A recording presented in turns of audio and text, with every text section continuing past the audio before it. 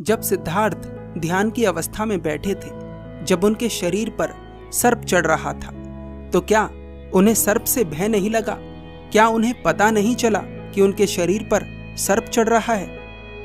आखिर सर्प और ध्यानियों के बीच संबंध क्या है? बहुत से लोगों को तो ये सोचकर डर भी लगता है कि यदि मैं ध्यान करने बैठूं तो कहीं सर्प आकर मुझ पर ना चढ़ जाए। ऐसी बहुत सारी कहानियां हैं जिनमें ये बताया गया है कि जब व्यक्ति आत्मज्ञान के करीब होता है तो उसके शरीर पर सर्प चढ़ता है। क्या यह सत्य है? आज इसी तरह के कुछ प्रश्नों के उत्तर आप इस कहानी में जानेंगे।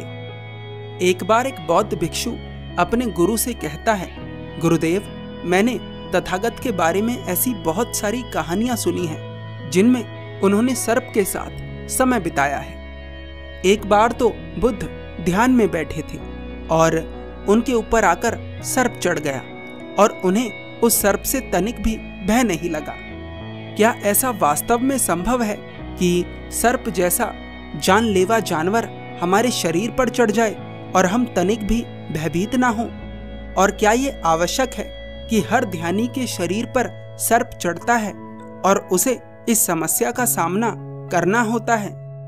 वे बौद्ध भिक्षु कहते हैं, दो तरह के सर्पों से एक ध्यानी का संबंध होता है। पहला मानसिक सर्प और दूसरा वास्तविक सर्प।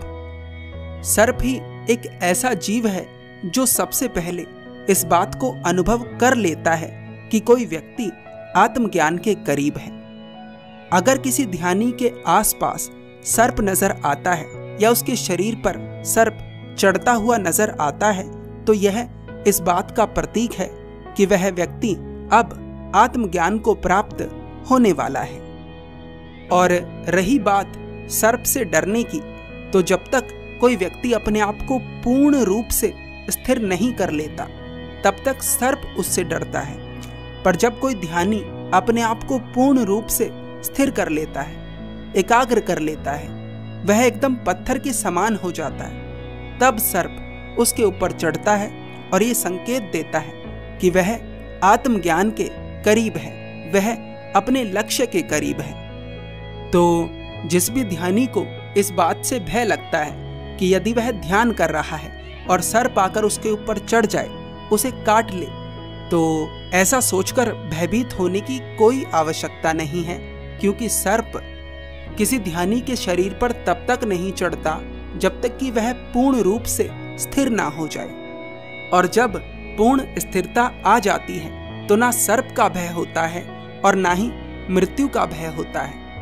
तभी व्यक्ति मार से जीत पाता है। मार मन का विकराल रूप है, मार मन का आखिरी हमला है।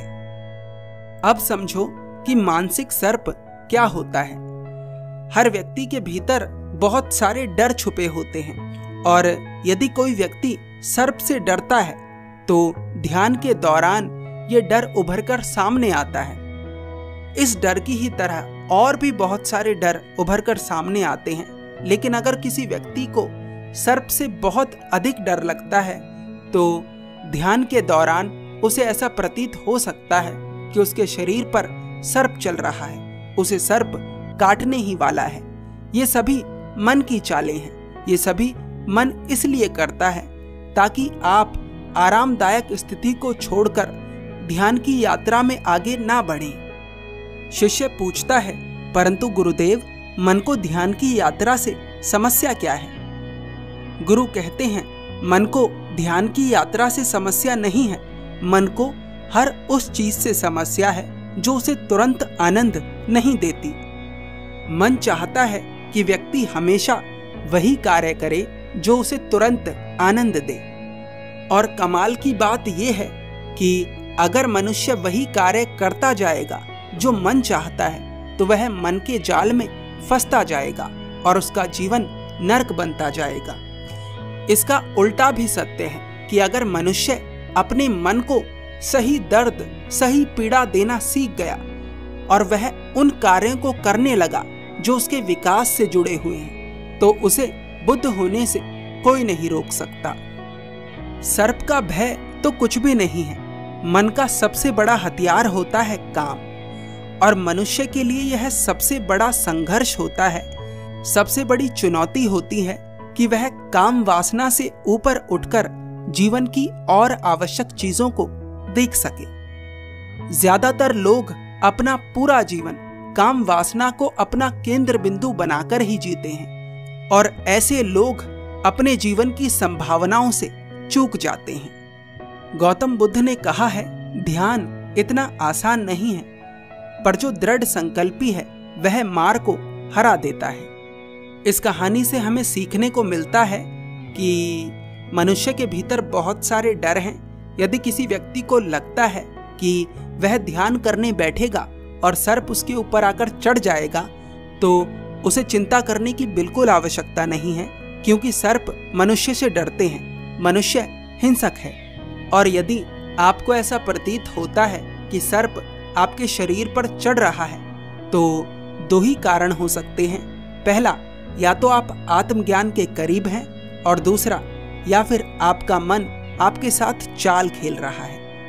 दूसरी सीखने वाली बात यह है कि अगर आप मन को दर्द देना सीख गए, सही दर्द देना सीख गए, तो आप मन से मुक्त होते चले जाएंगे, उससे ऊपर उठते चले जाएंगे। और यदि आप उन कामों को करते गए जो मन चाहता है, तो आप मन के जाल में फंसते चले जाएंगे।